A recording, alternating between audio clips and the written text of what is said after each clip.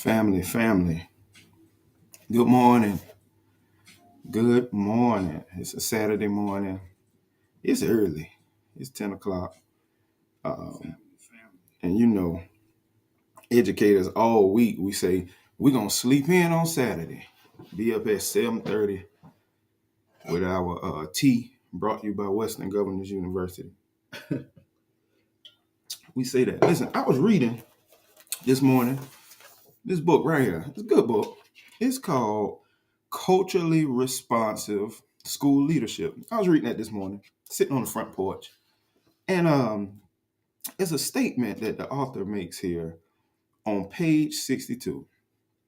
He says, the lack of critical self-reflection, unfortunately, leads to a muting of community voice. I thought that was critical. He talked about the fact that whatever areas of your life that you're unwilling to self-reflect are areas that you're unwilling to grow. And as educators and in education, the primary purpose of us being educators and creating systems for students is for growth. And so if we're not putting ourselves in a position to self-reflect, we're not going to put ourselves in a position to grow. Right. So this morning we're going to talk about education. I've got two very special guests, very special guests. Like these two people I'm bringing on this morning. I don't even have enough words to express how great and amazing they are at educating. And I want to define it because you saw the thumbnail. It said saving students, supporting educators. Oftentimes we limit educators in the buildings to just teachers. And educators are not just the teachers in the building. Family, all the way from Philly. Hey, cuz, we limit it to just the teachers. It's not just the teachers. However, I think the teachers are the most valuable educators in the building, right? If you go in the right school with the right school culture, what you're going to find is the counselors are educators. You're going to find the hall monitors are educators. You're going to find, hopefully, the administrators are educators. But what we're going to really focus in on today is how we can save more students and support teachers. Listen, my two very special guests are my good friend that I've had the unique pleasure of not only working with, but presenting on a national level with Miss Jaclyn Wallace. I'm going to bring her on in a second. And then my good friend, Bruce Davis, who we started out at the same time in the trenches, really putting in some work. So I'm going to bring them on in about 45 seconds. 1, 2. Yeah. 1, 2. We living life with a practical purpose, making every day worth it. Live from the dungeon, we go deeper than the surface, leading with wisdom from the street to the churches. Searching, what seeking you find? We speaking right to your mind. The sun ain't fighting to shine, no diamonds either. Light hit the Jews and turn fools to believers. Steady making moves and teaching truth to the leaders. Use all these tools just so you can supersede us as hell. Yeah. Say 1, 2. Yeah. Say 1, 2. Yeah.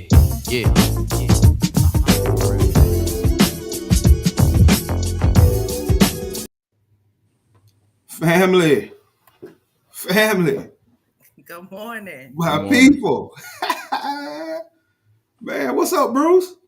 What's happening, man? My guy. Man, he a Cowboy fan, y'all, so he nervous. He No, nervous right now. I'm a realist, so I'm not nervous. I know we're going to lose tomorrow.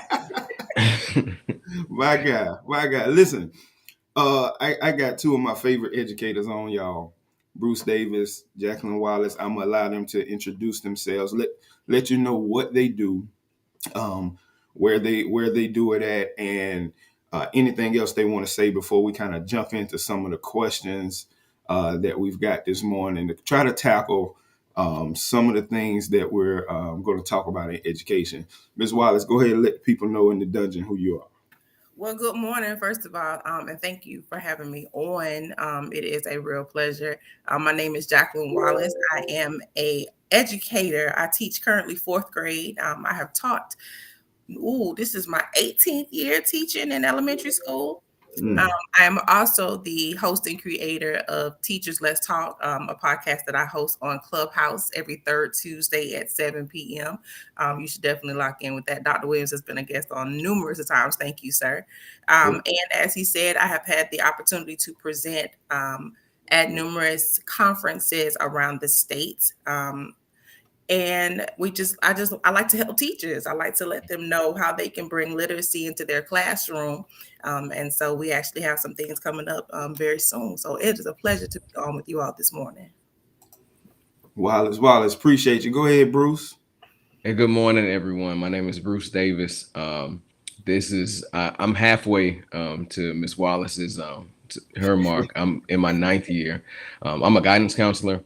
I know people utilize the term school counselor, but I'm still old school. I'm trying to guide my kids, so I'm a guidance counselor. Middle school, always have done 7th grade. I've always been at the same school. I love the school that I'm at, and I'm excited about this conversation because I'm very passionate about the state of education and where things are going. So I'm looking forward to a very fruitful dialogue. In addition to being a guidance counselor, I'm also a football and a track coach. So I love pouring back into our community through sports. Right. You didn't tell him you was a pastor, though, did you? I'm not a pastor. I'm very involved in my church. I'm not a pastor. Right. Yeah, I worked when I started off as a assistant principal. Me and Bruce started off at the same place, tackling the same issues. Absolutely. Doing home visits every Friday. Mm-hmm. And one thing I can say, because I'm going to lift Ms. Wallace up here shortly. But one thing I can say about Bruce too is we became more than just administrators and counselors. Mm-hmm. Right? We had to go out. We got close because we didn't have a social worker. So we had to go out that first year, and we were doing 10, 12 home visits a week. Mm-hmm. Really getting into the needs of our students and families. And so Miss Wallace has put me on with presenting, and I've learned a whole lot working with her. We worked together for 6 years? Yeah, 6 years. Yeah, 6 years. We're going to talk about some of the things she has done and was able to foster. But one of the questions that came in is about issues in public education. So we can look around and we see everything that's happening in the news, locally, nationally, as far as where education is. And I'll start with you, Ms. Wallace. Like, what do you see in your sphere of influence on the elementary level in your district or wherever you are? What do you see as being some of the biggest issues right now in education? Listen, I had to kind of temper that my answer down. Now, don't lose your job. Neither one of y'all. I don't want you to lose your job. No. I love where I am now, so I'm okay with where I am, and it's not geared to a school. It is. Right. It is things that I have observed over these 18 years. One of the first things I want to say, and I'm gonna say it, and then I'm gonna move on right past it, but it's about people making decisions for our schools and our students who don't know our schools and our students. Absolutely. That's the first thing. And then, we want to get into the disconnect in our communities, what we're expecting our children to know, but not realizing what they're going through and the obstacles that they have and that they have to, endure. And so, that's part of it. How do we expect students to learn when they come to school hungry? How do we expect, kids to learn or to be present when they were evicted at their house last night? So these are all the things that I think sometimes people forget, when they start talking about test scores and low performing schools, and you got to think about all the other things that our kids have to go through. So there's a list of things that I can do, that I can list, but those are the things that are heavy on my heart this morning. Right. And I think it's having a holistic approach to students and to education. Right. Because if you just define what students have learned based off of a standardized test, when we don't teach standardized students, you're not getting a true picture of what educators are doing. And one of my friends, he made a good point one day. He said, we like to say that teachers or educators are superheroes, but when you put them on that scale, you seem to think that they don't need anything. Right. Right. Educators are human beings who have to go home to families, who have to go home to take care of their elderly grandparents and parents, and all of these different things that play a role in how effective we can be every day when we see students. Bruce, what you got? What you think? So yeah, I'm in the same boat. I had to kind of shrink down my response to that. But when I'm talking to prospective students and prospective parents, I say that student success is a three-part equation. It's the school, it's the student, and it's the parents. And as far as education is concerned right now, I think the students are at the bottom of the totem pole as far as being the problem. Our parents and Say that again. Okay. Say that again. Say that again. I said student success is a three-part equation. The student, the parent, and the school. And then as far as why we're suffering so much in education right now, the students are at the bottom. They're really the victims of a system. And again, I'm in the same boat. I enjoy the school that I'm at, so this is not a reflection on my school. I think we're working hard. But I don't think we have people in power who understand that we're in the trenches. And Be Will, we were in the trenches. We were putting on riot gear every day because the system was broken, and we were just trying to maneuver through the system. So the people who are handling the finances on a state and national level, we're not pouring the resources, at least financially, into pots that would be most beneficial. We have quality prospective educators who are entering the workforce and taking other jobs because, who wants to be paid $40,000 for really a 24/7 job? Yeah. I think about myself, like my undergrad degree is in econ, and some of my peers who I graduated with are making six figures and living comfortably. They work their little 9 to 5 and they leave. They don't have to think about work until they come back. But we're always on the clock. We're always on call. We always have to respond. So until educators are adequately compensated, I don't think we're going to attract the number of quality educators that we could. There are a lot of good quality educators, but they are certainly not in it for the money. And then we have those who are just trying to get by, who are causing things to suffer. And then I think the parents as well. And we have parents who, one, are going through parenthood for the first time, so they're trying to figure things out. They don't always make the right decisions. But then we also have some parents who really just don't care. They made decisions to have children, but they don't see them as their responsibility, especially when they drop them off at school. So it's an uphill battle trying to educate those children for 8 hours, and then when they go home, everything that we've poured into them kind of drains out, and we have to start the process over again. So it's a lot. Right. Yeah. You made some startling statements there, because I like the fact that you said that the children are on the bottom. They're the victims at this point. Absolutely.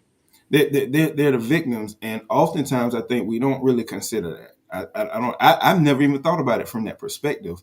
I can think back to, not saying everything needs to go back to the 60s and 70s and 80s, but there was a time where the church played a key role in what happened in the schools. Absolutely. Yeah. So that was that community piece, and I think we really lost that community piece, and it came out during COVID. Like we really lost the buy-in of the community. Every school was a community school, and it's something else too that you kind of alluded to.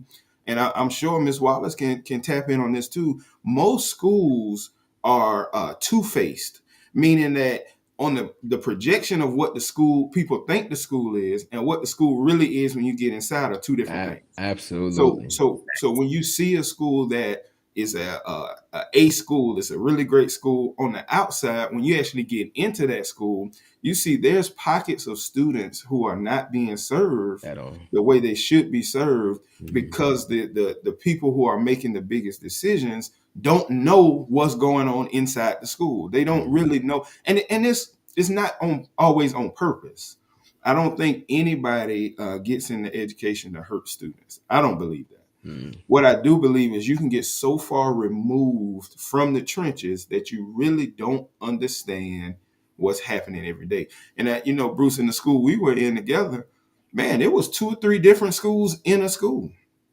And it was struggle. While it's the school we were at, there were students in that school who were the highest of the high. And then you had the lowest of the, all in one building, and you're asking us to do standardized things Thank you. for Yes. students who are so diverse. The families are diverse. Go But ahead, jump in, Wallace. let's take it I a step saw the further. spirit though. move you just now. Listen.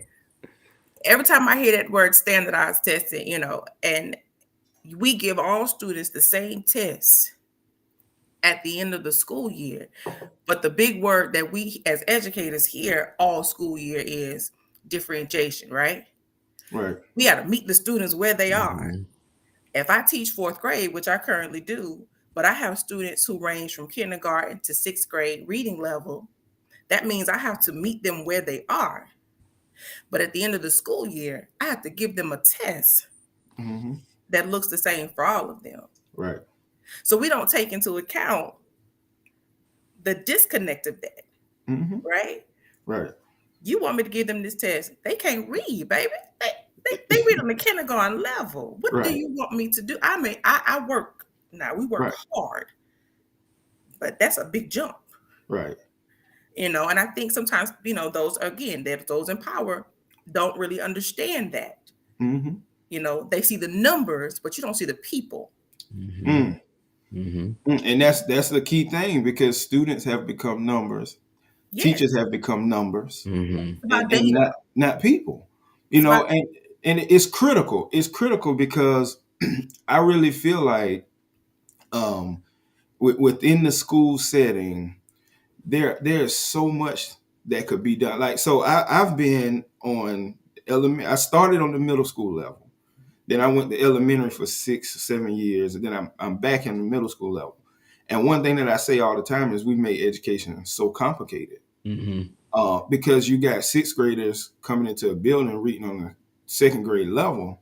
Mhm. And primarily, or maybe not primarily, but one of the problems is we're doing so much in elementary school that we've gotten away from simple reading, writing, and math.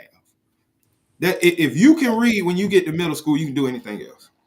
But we're teaching so many other things. We're doing so much just to say we're diverse, or we got this program or that program or this initiative that we have for a year, 2 years, and then go away from it and don't have the data to show that it's working or not working. And then kids are suffering on the back end when they get to middle school, because here's what it is. Really, they can't read, Mhm. or their social emotional skills have not been addressed. right. And then we have, of course, Ms. Wallace and Ms. Davis, we have those students who just don't say anything, so they fall through the cracks. Yeah, They get They lost. definitely. fall through the cracks. They get lost. And they're not behavior issues, so you don't Out of see sight, it. out of mind. Right, Right. right. And so I think that one of the biggest issues is there's a disconnect between the elementary level, the middle level, and high school level. There's not a lot of vertical articulation going on, and so students are not leaving grade levels with what they need to be successful. Mhm. And that's a whole issue. It's a lot of reasons for that, but I don't think it's just the teacher shortage. No. Like, we got to get to why there is a teacher shortage. If it is, we know there are less people coming out of college, but I will argue with you that it may not necessarily be a teacher shortage. The teachers are just not teaching. They're doing Yeah, other they're doing things other now stuff. Yeah, because they're definitely. more appreciated in other places. Yeah. Mm-hmm. You know. So those are some of the issues. I'm looking at the comments. I see SEL isn't being taught. And I can say since COVID in the district that I work in, SEL has had a big push. I think SEL, I think COVID made us realize how holistic our students are.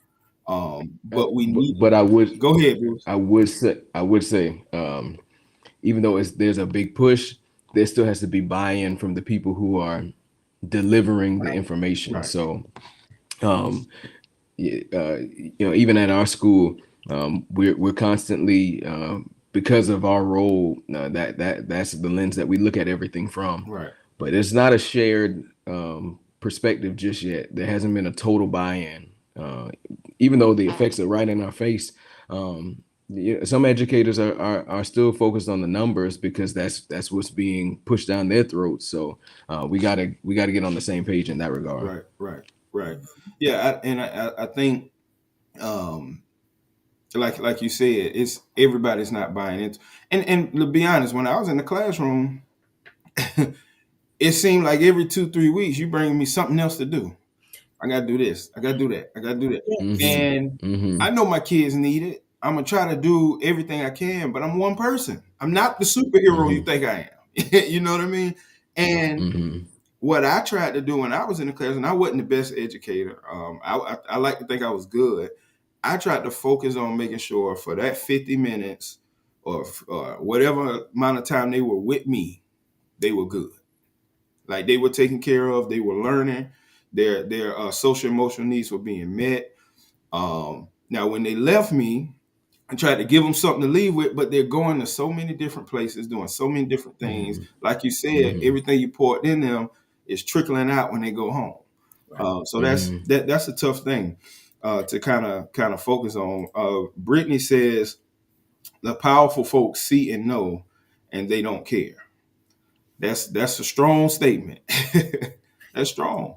That's strong. And even if they do care, even if they do care, the perception that they give us, the ones in the trenches, is that they don't care. That's tough. I also want to take it a step further too, though. So we talk about SEL in the classroom, and we talk about the buy-in, that some teachers don't have the buy-in to actually, implement SEL in the classroom. But let's also flip that. Teachers who will do SEL because they've got a lesson, right, that they've got to read off of. Just because I can read off this lesson doesn't mean that I actually understand what I'm doing with this kid or why I need to do it. And then let's take it another step further and let's talk about if I can't relate to what you go through and why you need this SEL lesson, then I'm really I'm not having the impact that I need to, and this kid is not getting what they need. They're not receiving it because it's not genuine, right? Because all I'm doing is reading off a piece of paper or I'm reading off a screen because it's the lesson that you told me that I need to do for these first 30 minutes of class every day. And so because I want to be in compliance, that's what I'm going to do. Right. But if I don't understand it, or if I can't understand or connect with what my kids really need, then what I'm just using 30 minutes of class every day to check something off a box. Right. Absolutely. Right. So there has to be a connection to it. You have to know what your kids really need, because sometimes you got to put that paper down and actually teach a SEL lesson that's going to make an impact on the students that you serve. Right. And that means you got to know your kids. You got to know your kids. And you have to also recognize this may be kind of controversial, but you got to also recognize that just because I look a certain way doesn't mean I can relate to every student that looks like me. Come on now. It's just hard, and especially as Black males in education, sometimes the implication is, he gonna save them all. He gonna save, right. He can get all. I'm sending all the tough Black males in Dr. Williams' class. He gonna get them right. Well, that don't mean that I can relate to what they need because I look like them. And that means one thing that I'll say is working with Miss Wallace, y'all, she built those relationships with her kids. The presentation we do on African American males in literature, she talks about how she made sure the books that were in her class looked like the people that were in her class. They could see themselves in what they were learning. Yeah. And that's critical. And what we're doing is we're overloading the people who do that on a regular basis. And there's no accountability to the people who are not. And that's a struggle. Bruce, do you see in your school kind of that buy-in piece with SEL, like, or not necessarily in your school, but do you see it? Large scale, no. But I see one of the comments that says that everybody needs SEL teachers and students. I think one of the reasons that we don't have total buy-in is because we have teachers who are struggling, and they're still trying to work through their own social emotional issues. One thing that we're trying to implement this year, we've developed two partnerships with outside counseling agencies, and we're not only offering counseling services to our students, but it's open to our teachers. I know the expectation is professionalism, but some people are not at that point in their journey. So sometimes they're bringing that baggage from home Right. into their classroom, and it's affecting the way that they interact with their students, develop relationships with their students, and the way that they deliver their content. So until they are able to work through their issues, how can they buy into trying to help another person with their issues? You can't pour from an empty cup. So that's one of the big pushes that we have this year. Right. And one thing I can say about Counselor G, who commented, is she worked right there with me and Ms. Wallace, and she opened her door for staff members to come in her office and just release what was on them. And she would come to the administration and say, "Hey, I can't tell y'all what everybody is saying, but we need to do this, or we need to do that, or we need to do this." Not for the students, for the staff, Yeah. because they need that SEL too. And to be honest with you, as many teachers that are in the building and counselors and all of those things, it can be a lonely job because you go in your room, you close your door, and now you're faced with 20, 25, 30 sometimes personalities to deal with, but you've got nobody in there that's really helping you deal with what you need. Definitely. And so SEL is critical, and that kind of segues a little bit into another question, like what are some of the things that our students are facing other than SEL, because that seems to be the theme, and I don't have a problem with that. What are some of the things they're facing that's causing them to struggle in the classroom? Ms. Wallace, take off on that one. Ooh, listen, I went on this She soapbox. sat up in her seat. Ooh. Well, okay, so this is again from the perspective of someone who's in the classroom with, and who talks to my kids, who pays attention to my kids. One of the things I do the first 9 weeks is I just watch. I watch and I observe and I listen to my kids, not necessarily all the time talking to them, but how they talk to other kids, right? And so I can say this group of kids that we have this year are the students who were affected heavily by COVID when they were in kindergarten, right? And so you see that, again, they're missing those social emotional skills. Yes, those are important. But we're also lacking basic foundational skills, right? When we're talking about reading, because I'm an ELA teacher, so a lot of what I say is related to, ELA and reading. But we don't know vowel sounds. We don't know basic sight words, and that's the foundation. And when you don't know that about your kids and you pass them along, they're still missing those things, and that gap gets wider. So our kids are lacking some of those, and not all of them, some of them, because sometimes you find kids who are in a household where their parents do not play about education, and what they don't get at school, they will get at home, right? And so they're missing that foundation to help them be successful. And eventually what happens is they no longer check in. They have checked out. and they are just in school because somebody told them they needed to be in school, right? Right. Then you also have those kids who um, need some additional support. Our kids who, and I know there's a big controversy about, medicating children who are ADD and ADHD and all these other things, but sometimes you have to look at the student and know, hey, let me have a real conversation with this parent. Your baby can't sit in a seat. Mm-hmm. Your baby can't focus on the content, because if a butterfly flies by, he's going to find it and he's going to trap. Where you go? Right. And you have to know your kids, and you have to Right. have real conversations. And sometimes as educators, we shy away from having those conversations with parents because we don't want to offend anybody. Right. But if you build a relationship with them, you can have those honest conversations. I don't jump right in and tell them what I think. I have to let them know who I am too, and that I care about their kids. But sometimes our kids are suffering from things that they're unidentified, and that hinders them as well. Right. And So you let me have to. say this: you made a good point, and um, one of my mentees is on here, and one of the things he would say is he was a fourth or fifth grade teacher, and he would say when they get to me and don't know vowel sounds, I wasn't trained to teach them Right. that. I'm trained in upper elementary, not early childhood. Right. So when they get to me and don't know vowel sounds, now I have to go and figure Right. out how to teach them something I was never trained to teach them. Right.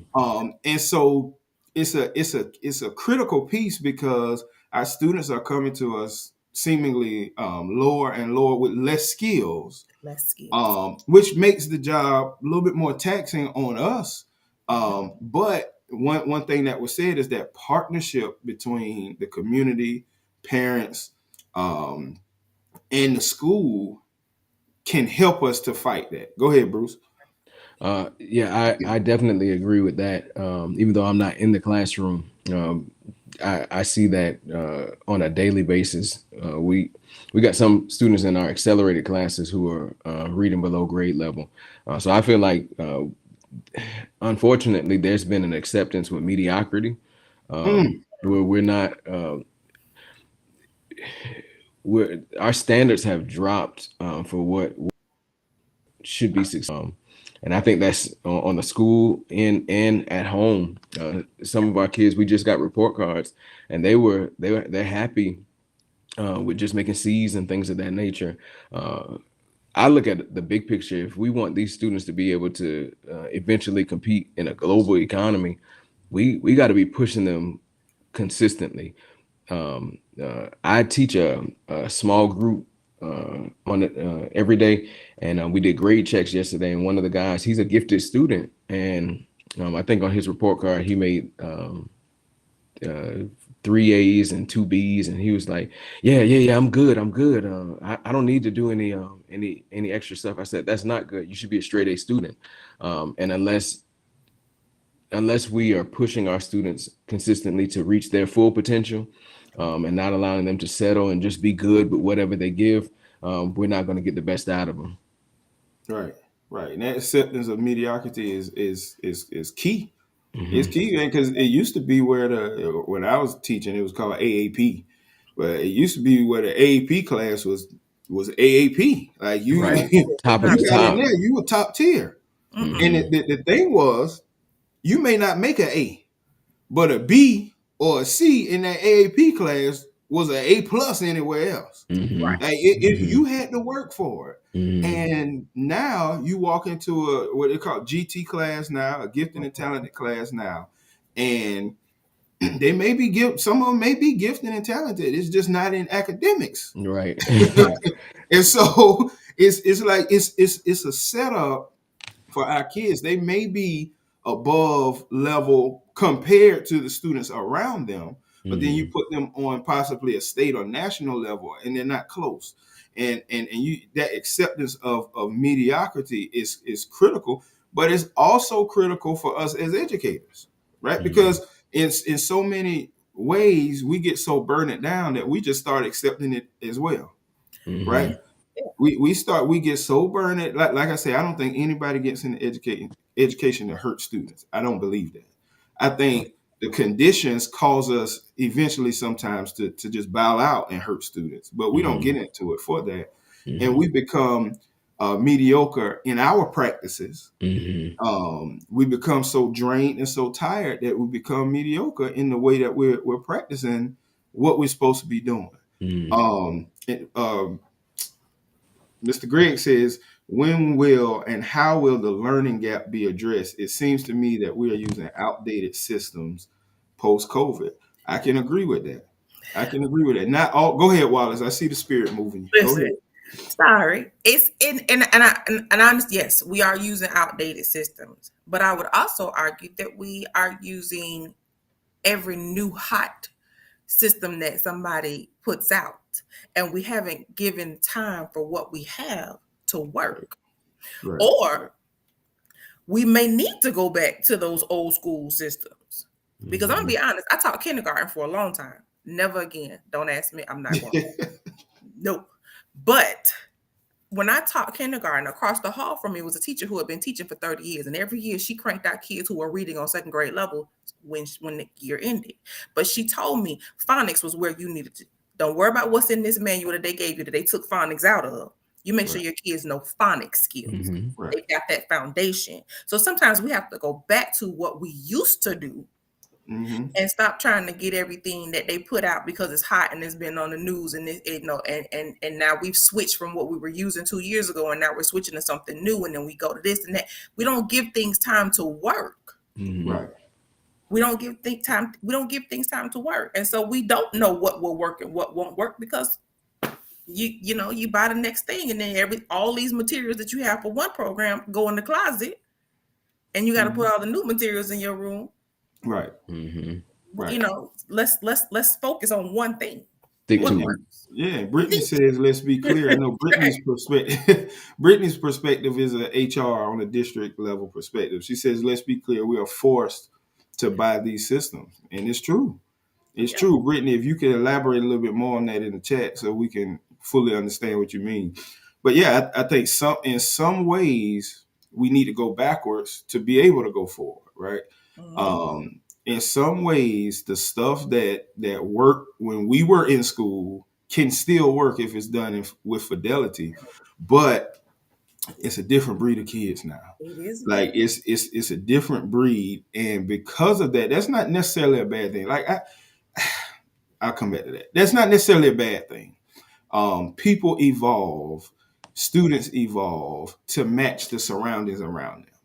And so we've got to be able to be reflective. That's the key word that keeps popping up for me. Be reflective, because some things that I'm doing is not working. Mm-hmm. And Mm-hmm.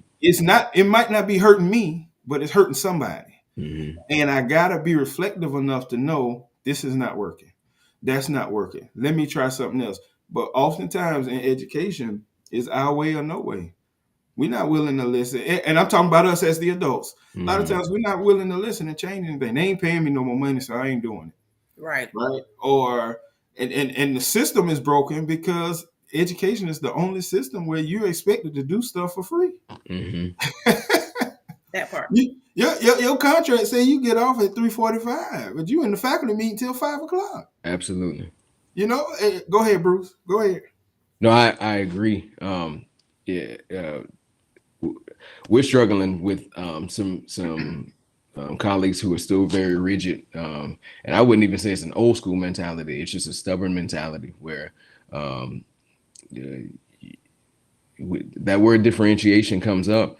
If we're not trying to connect with our students in a manner that's going to be effective for them to connect, then we can't expect anything else. We're not going to force them into our system, into our structure, especially if the students recognize, oh, they're just being stubborn. They don't really care. They just want me to comply. The kids are not slaves. And if we're treating them like slaves, like they have to be obedient because I'm the authority figure, you're fighting a losing battle, because it is a different breed of kids. It's not just blind acceptance to whatever we say.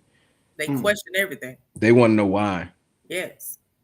Which brings me to a conversation that I had with a veteran educator. She was upset because one of the second year educators was leaving. The kids left. As soon as the kids walked out to go home, she left. Mm-hmm. Um, and she was making the point that, when I was teaching, we stayed around till 6 o'clock, 7 o'clock doing lesson plans. First of all, y'all ain't stay around till 6, 7 o'clock doing lesson plans. Y'all was talking. Shooting the Uh, breeze. Secondly, y'all stay around there because y'all ain't want to go home, Mm-hmm. right? And I said to her, I said, marriages were broken. You Mm-hmm. turn around and you look, and your kid that was 2 is now 12, You done and missed you everything. you Yeah, missed 10 years because you was in the Mm-hmm. building. This younger generation of educators not gonna do that. They're not gonna. That doesn't make them less effective. What it does, makes them smarter than we were, Mm-hmm. because they recognize that if I give 150% to this job, I'm not gonna be anything for anybody else anywhere else. Mm-hmm. And she got upset with me, and the way I said it wasn't the most um, Christian like way to say Season it, with salt. but I get frustrated when we down the teachers yeah. for having more common sense than we had. That part. Mm-hmm. They just learn quicker what it took us years to get. Because I was Mm-hmm. one of those teachers that stayed in the building until 6, Right, 7 o'clock. right, Now I go home right, at right, 3 o'clock. I'm right, in my car. But it took us longer to get there. They're coming in with it. They already have that mentality. I need my separation. This is what I do at work. I'm Mm-hmm. going home to rest and reset, take care of my family, take care of myself, so I can come in the next day and do it again. right. And you're not going. I think the students that we have and the younger generation of teachers mentally, maybe not mentally, but they think similarly, right? Brittany says it right here. This new generation pushes back. Maybe we should have been pushing back more at certain things when we were younger. Like you can't tell this young generation to do this and do that without giving them an explanation of Mm-hmm. why this is going to help me. But when we were growing up, boy, you do it because I Yes, sir. said so. No, sir. Period. Mm-hmm. That did build a healthy fear in us, which I'm grateful for. But what it did was it did not allow us to become critical thinkers. Mm-hmm. And this younger generation, they think critically. I had a student tell me, this was maybe the beginning of the year. He's in a Spanish class, 6th grader. He's from England, and he's like, Dr. Williams, I'm never gonna speak Spanish. And I was like, well, we have a culturally diverse country here. You never know what you're gonna need. He said, Dr. Williams, can you speak Spanish? I was like, no, I can't speak Spanish. You know what I'm saying? He said, you seem to be doing well yourself and you don't speak Spanish. Why do I have to learn Spanish? And he made a good point to me. And he said, why can't I choose another language that I think would be more beneficial for me? Mm-hmm. It's the system. I couldn't argue with him, but it's the fact that he was thinking. He was thinking. And his questioning to me, I didn't see it as disrespect. I saw it as, this is a young man who don't look like me, who's culturally has nothing in common with me, asking some critical questions. And I think we have to reward students for doing that and stop. And our younger teachers, we got to reward them when they ask these critical questions, Mm-hmm. because it causes us, or should cause us, to be self-reflective. Mm-hmm. Got this one comment. Plus, boys and girls learn differently. The curriculum is based on memory, not aptitude. So kids fail later because they don't learn fundamentals early. That's true. Mm-hmm. That's true. And they don't learn how to think. They don't learn how to think. I can remember working with Bruce, and I think it's because he's a counselor, but he always knew the right questions to ask students to get them to think about their Mm-hmm. decisions. And I picked up on that. I tell Counselor G, I've learned more from counselors than I've learned from anybody as an administrator, because you all always cause critical thinking. Miss Wallace would do the same thing in her class. The questioning was never a yes or no. It was always, well, why? Tell me how you came up with that solution. Right. Mm-hmm. And we need to do that with the adults in our buildings too, Mm-hmm. not just the students. Okay.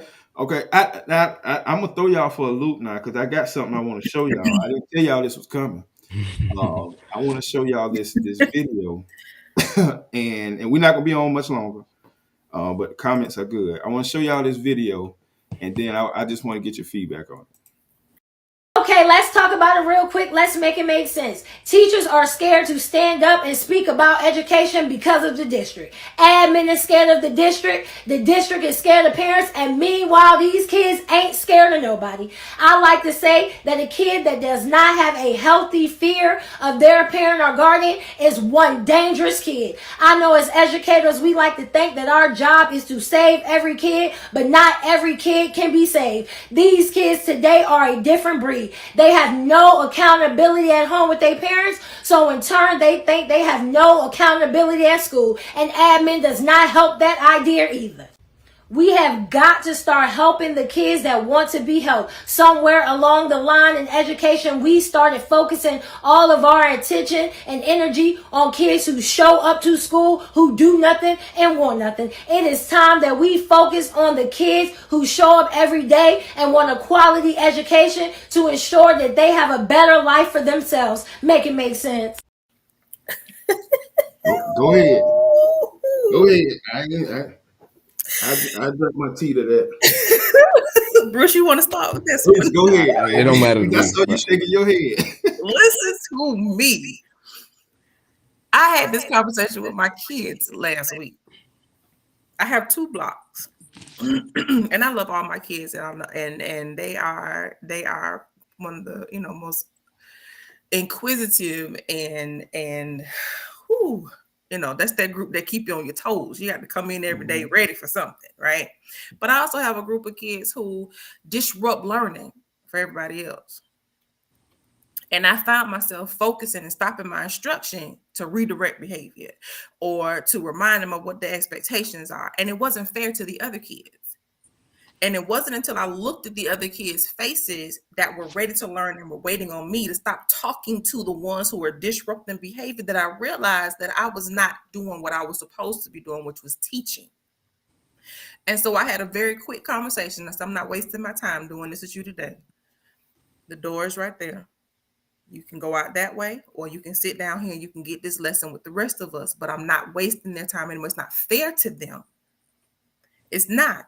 And we tend to do that. She's right. We tend to do that. We focus on the kids who are disruptive. We focus on the kids who don't want to be there. We focus on the kids who have all these other issues, but we forget about the ones who come to school every day excited about learning, who want to engage in conversations, and they want to be taught these new skills and be introduced to all these new things, and we forget about them.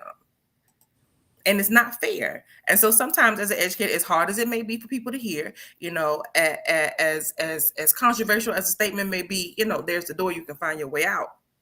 Because, we don't want to talk about the fact that you shouldn't be putting kids out in the classroom. Well, they shouldn't be disrupting my class. I have 22 kids in my classroom, and I've got 2 that are disrupting for everybody else. What am I supposed to do with that? Because you didn't come get them. Right. So you have to support piece. Yeah, it's a support piece. Support piece. Come help me. Yep. Help me. Right. Go ahead, Bruce. So I 100% agree with everything in that video. And so it's a lot of different parts. So if I get long-winded, just stop me. First, you talked about how the district is afraid of the parents. Maybe I should skip over. Yeah, but I do agree with that. Don't lose job. Don't lose job. I'm not. The parents are afraid of their students, their kids. They are. We have a lot of students, especially since COVID, where the kids are just running things, and whatever they say goes. So it's disgusting to me because when a teacher tries to call the parents, and that's always my go-to. Oh, I'm calling your mom. We're gonna let your mom know, and we'll explain the situation. And the parents like, oh yeah, it'll be dealt with. Next day, same behavior. The cell phones are a big issue that we have. We parents, please just take the cell phone from them. Oh, I'm gonna take it from them. They have it right back. Hoodies are a big issue. Ma'am, just don't let him wear the hoodie to school. He's still wearing the hoodie. So it's a clear sign who runs the house. Right. But the kids are not afraid. They're not afraid at all. Some of them, give me your mom's number. whatever the number is, and they're just sitting there waiting, waiting to get told off, for the parents to try and defend them. It's frustrating to me to see parents who are supporting kids' bad behavior, because I mean, I've been in the profession long enough now to see the results of it. Be Will, when we were together, we had some kids who we saw going down the wrong path, and their parents continue to defend what they were doing or blame the behavior on the teacher. And now they're young adults. Just last night, I looked and I saw one of our kids. Yeah. He got arrested for the second time. He was out on bail for murder, and he got arrested for for aggravated assaults because the parents were justifying their behavior back then and not standing up and being the authority figure at home that they needed them to be. Transitioning to the second thing that she talked about, how I don't believe that we should sacrifice a part for the whole. I know Jesus is that he'll leave the 99 for one, but I'm still in a position where I'm trying to figure out how we find a balance between the two, because the 99 are suffering because we're running after that one. And that one doesn't want to be found. That's a sheep continuously trying to run further away from the shepherd. So that's a tough one that I'm still trying to rationalize, but I don't believe that we're doing those who want to learn, who are coming, trying to get educated, trying to better themselves, adequate service when we're focusing on those who don't want to do better, don't want anything for themselves. Mm-hmm. Yeah, and I don't know where I stand with. I'm not gonna say I agree with 100% of what she said, but I don't know. I remember a scene in Lean on Me when Joe Clark put all the kids who were smoking and stuff on the stage. Remember that? And he Kick said, them out. "You all You were been dismissed." kick them all out of school. Yeah. Now, of course, we can't do that now. But his thing was, if you're here to tear down my school, you gotta go. You got to go. Gotta go. You've got to go. Gotta go. And it's a difficult concept, because when you leave the 99 for the one, the question is it more beneficial to go get the one and bring that one back to contaminate the other 99? Right. See, that's the key. It's not that we don't want to save the one. It's that in trying to save the one, now we're going to end up saving 5, 6, 7, 8, trying to save them because they're going to be contaminated by the one. And that's the issue that we're running to. And so in so many ways and fashions, because we're not being supported. So it's so micro and macro at the same time. Like Wallace talks about, come get this kid out of my class. Listen, in my school, I promise you, I'm not tooting my horn. Teacher call for a monitor. It ain't gonna be a monitor. It's me. I'm coming every time. Right. And a lot of times, it's not that the teacher don't want the kid in their class forever. They need a break. They need a break. We tired.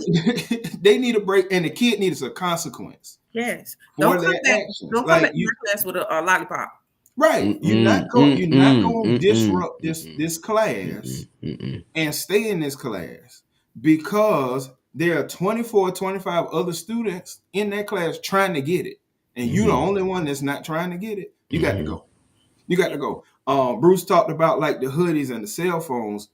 Listen, you got to have the support on every level with that. Like, it's got to be admin supporting that.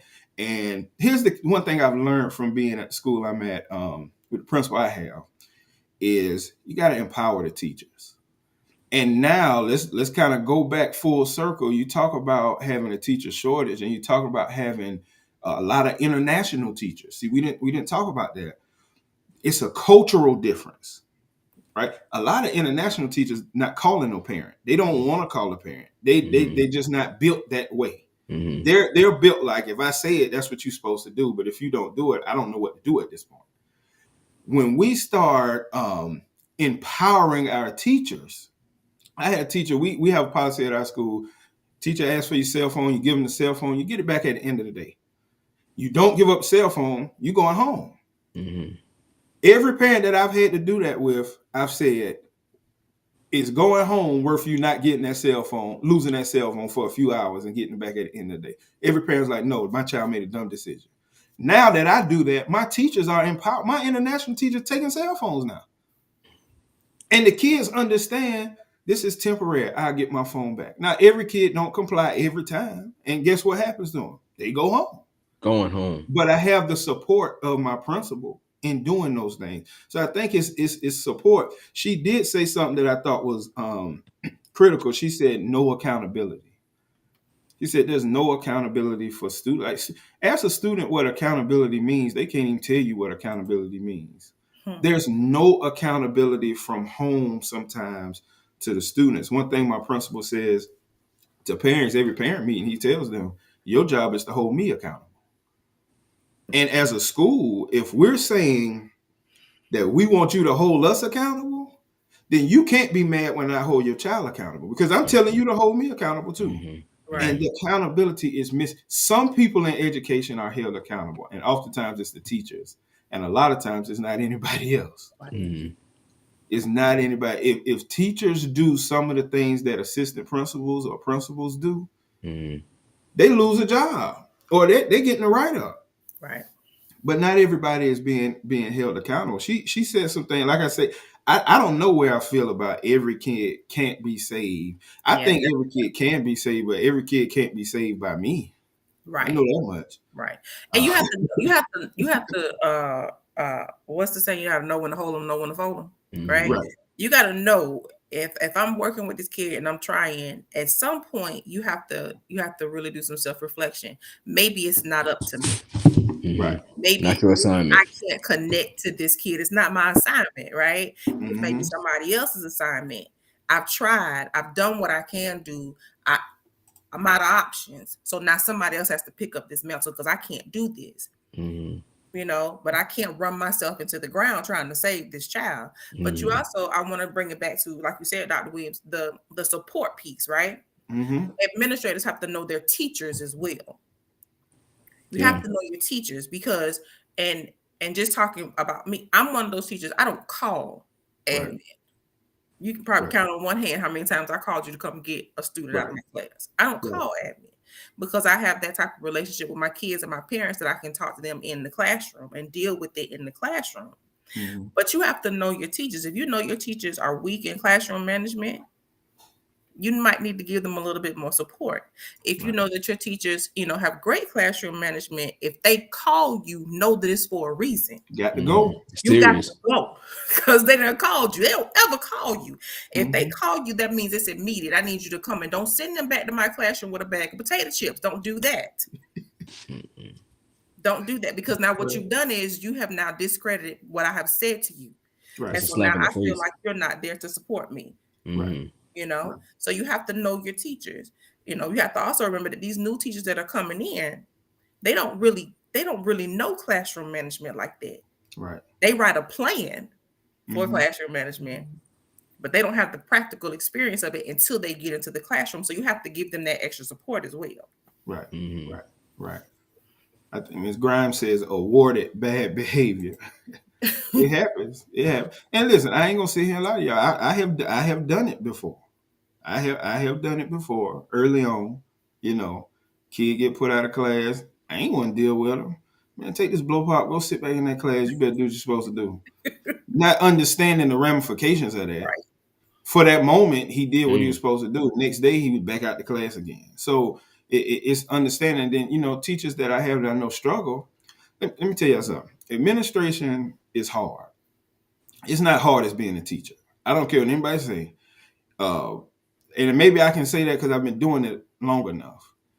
I can go sit in a teacher's class and get my work done and be supporting that teacher with my presence at the same time. It's not to see the teacher. It's not to try to observe the teacher. I'm there to support you. So the kids know Dr. Williams right outside that door, sitting at his desk, standing at his desk, right outside that door. And that's supporting the teacher. That's why I don't allow hall monitors to go get my kids, my sixth grade kid. I'm going every time because I want the teachers to know I'm there. Every time they peek their head in the hallway, I'm there. I'm not sitting in the office. But I think we have to make sure that we're supporting each other, because nobody can do it by themselves. It's not that kind of game in education no more. All right, one last question. Let's wrap because we're wrapping it up. I can hear my wife in my ear saying, We don't went too long."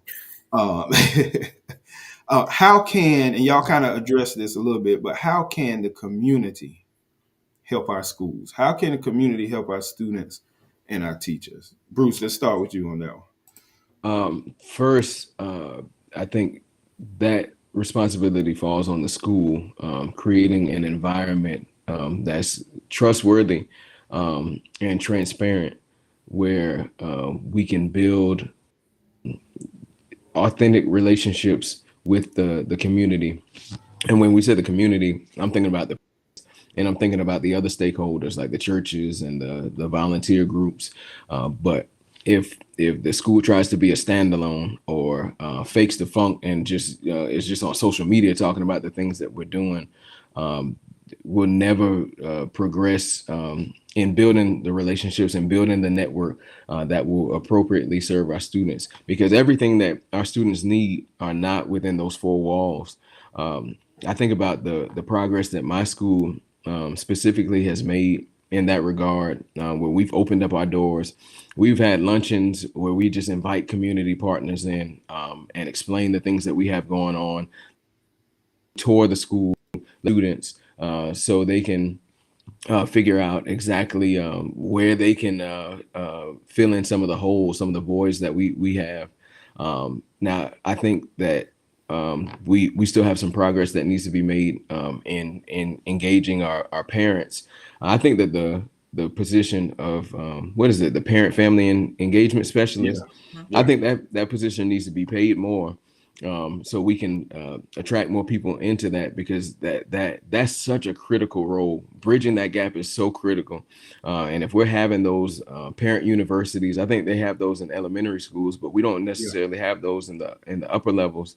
If we have those where we're educating parents on or providing them with extra skills so they can be more effective parents, I think we'll see the results that we see from their kids improve.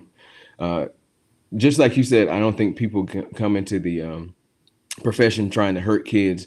I would at least say the majority of people who have kids are not bringing kids into this world just so they can just throw them to the wayside. People right. are trying to be the best parents they can be. They just don't always have the tools or the skills to be what they can be. And if we had people who could support them, yeah, I think overall the three-part unit would be more successful. Right, right. And I think in those positions, those parent engagement specialists, as well as social workers, are critical. Here's the issue that I've seen just in the schools that I've been at.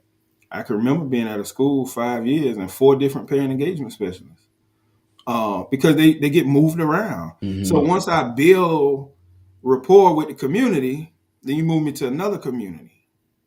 And it now the school, a lot of our parents that really need the help, they've had negative experiences at school. They don't trust Hmm. anybody at the Hmm. school. So right, Hmm. when I right. get somebody that they trust, then you move them. Right. And so now we're starting over. All the We're way from the starting over. bottom. It's the same thing like what Miss Wallace was saying about all of the initiatives that we get. When you got teacher turnover in your school, you're starting those initiatives over every year. It's just a Hmm. cycle. And I think that three part that you talked about, Bruce, is critical to the success. One thing that I've picked up from my principal, he says this to every parent: we have an open door policy. You Absolutely. don't have to call us when you want to come observe. You don't have now we don't you can't talk to nobody else's child and you can't talk to the teacher, but you can come in anytime. A lot of parents who need to step in that school don't know that. Yeah. Nope. So they They don't. don't even know they can come up to the school. Oh, we can just walk in this, we can come in. No, you can't just walk in, you got to sign in. But they don't know that. Like they still think we're in COVID protocol where they can't come in the school. Hmm. And so when I mention that, and when he mentions that to the parents, I promise you a lot. I have seen more parents come in my school now that I have made it clear they can come, and they just come sit, eat lunch with their kids, things like that. That it's a big. I see it on a bigger scale. It creates an atmosphere in Hmm. your school that we ain't got nothing to hide. I need you to see No. what I'm working with. Hmm. Go ahead, Ms. Wallace. I mean, I agree with everything that both of you have said. I think it's about that partnership. I saw Grimes, made that comment. It's a partnership. It's not just me as a teacher. It's not just the administrators. It's not just the parents. We have to work together. We have to let parents know that we stand by our word. If I tell you that I'm going to assist you, if I tell you that that I'm going to do something, I have to do it. I have to stand by that. Also, I have to make sure that I hear you, because sometimes what we fail to do is we fail to hear what the parents are saying. They need help. They don't understand, how to do this work that these kids are bringing home, or they don't know how to Me regulate this neither. behavior. Listen, I teach fourth grade for a reason, okay? But they don't know how to regulate this behavior, because the same behavior that we're seeing in class, it's happening at home. I don't know how to help them. So before we start sending kids home, or we start, with these referrals or suspensions, come in, let's talk. Let's have a real conversation. How can I assist you? I need to understand what you're dealing with, because sometimes the disconnect is, I just think that your child is a behavior issue, but I don't really understand where, what y'all environment is like. Right. I don't understand what's going on or why they're acting this way. Or if I tell you, well, I don't know what else to do, it's because I'm exhausted. As a parent, I don't know what else to do. Help me. Right? Help me. So we have to start having those real conversations and really listening to the parent and making sure they know that this is a place where you can come for assistance. Let's get the guidance counselors, right? Let's get the social worker. Sometimes I may need, the child hasn't been to school in 5 days, but nobody said anything and nobody's reported it to, who we need to, because they're not there, because my classroom is calm. Why is that child absent? Right? What's going on? Let's go to the house. I'm one of those, if y'all don't know, I will knock on the door in a minute. Yeah. Hey, where your baby? What's going on? I've been trying to call you. What's going on? You haven't answered the phone. We have to be more open to our parents. Yes, we need to leave school sometimes at 3:00, but sometimes we need to have, we need to stay a little later because I get to talk to a parent. We have to work together. And that includes the community. That includes the churches coming in, inviting them in. Right. You have to be open when a church comes to you and says, hey, listen, I want, we want to come in once a month. We want to support your teachers, maybe buy them breakfast, or we like to read with the student. Don't turn them away. Right. We need all the help we can get. This is a village. So we have to be able to work together with that. But we also have to understand, and be willing to listen to the people who are talking to us, what they're going through and what they need, and then give them that support in any way that we can. Right. And Counselor G just kind of echoed what I said. Some people don't know they can come in. And some of them are scared. And you have to be present. They have to see you. Like, I love the fact that you are on the halls. Like, we would always talk about this. You were on the halls, but you were also outside. Right. The parents saw you every day. The parents trusted you because they knew you were there. You knew their names. You knew their kids. You knew the issues that they were going through. If I walk into the building, I kid you not, I was at a school where the principal walked down the hallway and a parent said, well, who is that? If your parents don't know who the principal of the school is, that's the problem. That means you might need to be a little more present. Then maybe they'll start trusting you enough to come in when you have these programs. Because you can't tell me nothing. I don't know who you are. Right. And you got to be present at more than just the pep rallies and the honors assembly. Honors awards day ceremony, And here's the thing. This is one thing I tell administrators, because I've been doing it a while. I don't claim to be the best at it, but being present makes your job easier. Because if I'm in them halls all the time, I had an administrator say this to me: how you get all the paperwork done, and you always in the classroom, and you always in the halls, and you in the cafeteria? How you get all it done? Number one, being in the halls and the cafeteria and those things, that's primary to me. That's primary. Paperwork is secondary. Absolutely. So I understand that if those first 3 months, if kids always see me, teachers always see me, parents always see me, in April when it get warm and they start getting ready to show out, I already know who it's gonna be. I'm already in that mode of taking care of situations, because we work, even as teachers and counselors, we're constantly reactive by nature of our jobs. You get a call right now, Bruce, a kid has done something, you in reaction mode. Mm-hmm. So much of our jobs as educators is reactive. So in the moments that I can be proactive, I'm going to do that as much as I possibly can. And being visible is a way of me being proactive. And if I'm proactive, it's easier for me on the back end. Mm-hmm. Because when Wallace called me about a kid, she ain't even got to tell me the kid name. I done been in your room. I know who it is. Right. You know? Right. And so there are a lot of issues like that. I think if you just be proactive, what this crazy lady, what she say? They all thought Bishop was the Right. principal. They No, did. no. They did. Let's be honest. They did. Because So, you're visible. let Don't gloss over so that. Yeah. me take that Move off the on. screen. How I take that off the screen? Yeah. Move on. But it's, to me, it makes you got to learn in education. It's not an easy job. Nobody's job is easy, but you have to learn how to pick your battles and find your niche in it. You know what I mean? Mhm. Like for me, I'm the one. Send the parents to me. I got them. I'm gonna talk to the parents. I'm gonna deal with the parents. When it comes to the paperwork side of stuff, I get it done. When I get it done, it get done before the due date. But for me, the most primary thing is building relationships with the staff, with the students, with the Mhm. parents. Because if I do that, I got plenty of time to do the paperwork then. Mhm. But if I don't do that, the paperwork that I'm going to be doing is going to be because I didn't do that, not the other stuff that comes along with the job. So closing out, we go, y'all. We let Bruce. I let you close out first. Anything. Last kind of comments, or if people want to contact you, if you want to be contacted, you might not want to be contacted after some of the things you done said.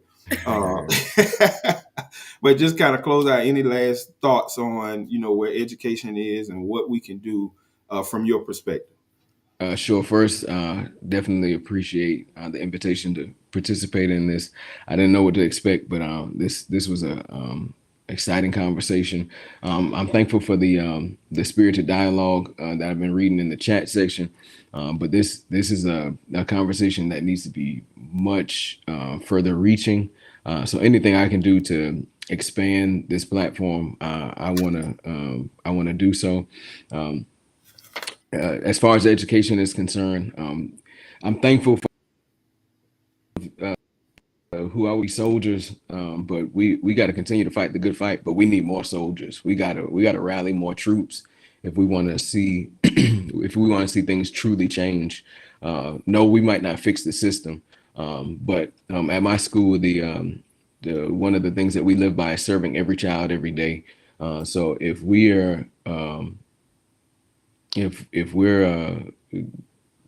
we're living by that standard, if we're each individually doing the best that we can to serve our students, at least we know that will be beneficial in the long run. Appreciate that. Yes, sir. Yes, sir. Ms. Wallace, go ahead. Um, Again, this was a great conversation. I always love, when we can have open dialogue about what's going on in the classroom and in our schools, and from three different perspectives as well. But if I leave people with anything, I'm real big on relationships. Before you can teach a child, you have to know a child, and they have to know Right. you. Mm-hmm. Before a parent can trust you, they have to know that you care and that you're genuine, right? Build Right. the relationships, take the time to do that. It won't solve all of the problems, but it will help Mhm. alleviate a lot of them. And instead of being reactive, sometimes we are proactive. We can, head off a lot of things because parents are more willing to hear us when they know that you are genuinely there for their kids, Right. when you have their best interests at heart. And so I think, just those kind of conversations, those relationships, being honest about what you see. Don't be afraid to tell parents those hard truths, but then follow it up with suggestions of things that can happen. Don't just give them, disappointing news. Give them some encouraging news to follow it up with. But I think when we talk about it and we have these conversations and open forums like this, I think it also, it changes people's perspective on a lot of things too. So I would just say just the relationships. I think that's one way to save not just our students but our teachers as well, because don't forget to talk to those new teachers that are coming into the building. They don't know everything. Sometimes they are overwhelmed. Sometimes, they don't know how to connect to a certain kid because they can't relate to them sometimes, and they've never seen, certain situations before. Let your door be open. Right. Let them know that it's safe to come and talk to you, and you will give them, or sometimes they just need a listening ear. But build the relationships around your building. Right. And I'll say too, I see we've got to reflect on the teachers and educators that we had that did the things that we need to do to reach our students. And so I see one of my band director from high school, Michael McLean, I think he's at Orangeburg Wilkinson now. That's one thing he did. Like, he built relationships with us. He made us feel comfortable talking to him about whatever life was bringing to us. Now, he didn't cut us any slack, but he kept it real with us. And I think, kind of going back to wrap all this up, is we've got to look at education holistically, meaning it's not just while the kids are in our classrooms, in our schools, that we'll focus on the academic piece. We got to focus on everything. We've got to figure out what each kid needs and reach them. You got to differentiate. We hear differentiation all the time in terms of instruction, but we don't hear it in terms of anything else. So you got to because every SEL lesson is not going to work for every student, right? So you got to differentiate how you're dealing with your students. You got to differentiate how you're dealing with your staff, right? And I think from the top down, oftentimes it's not a lot of differentiation. Every school is doing everything, and it's not needed at every school. And there are other things that are needed at every school. So we're going to try to expand this conversation. And so my goal is, the next time we do a show on education, is to have a district level leader from any district, or even a board member for some districts. I don't know if they want to come in the dungeon, but just kind of expand the conversation, because perspective is everything. I think my perspective as an administrator is not Ms. Wallace's perspective, and it's not Bruce's perspective. And it's different perspectives. And even in the conversation we had today, we agreed on most things, but we don't agree on everything. And having differing perspectives is going to help us to really figure out what our schools and our communities need moving forward. So I appreciate you all coming on, giving me an hour and some change out of the day. You get that hour back tomorrow, I think. So, I don't owe you that. You get that hour back tomorrow. But I appreciate y'all coming on. I appreciate y'all just taking time out of a Saturday morning. You could be doing anything to come on and talk to us about your perspectives. And for the Dungeon family that's on, we'll be back on here in the next couple of weeks. So look for it. Subscribe, like the channel. Send this out to any educators, parents, anybody that you know that could benefit from this conversation. Send this out to them. Take the link. I appreciate y'all being on. We'll see you again next time. Y'all be good. Enjoy the podcast? Listen, like, share, and subscribe. Go to YouTube, Basic Wisdom with Dr. Brian Williams, and subscribe to the channel so that you will know anytime something else is coming out. Did you know that Basic Wisdom is comprised of 3 different components? We do practical life teaching. That's what you see on the Practical Purpose podcast. We do professional development. We come out and we train people. Doesn't matter what industry you're in. Doesn't matter what type of organization. We come out and we do professional development. And listen, if you want to go to the next level in any area of your life, you need a coach. We do leadership coaching at Basic Wisdom. Go to the website, basicwisdomllc.com. Tap in, because it's something there that can bless you.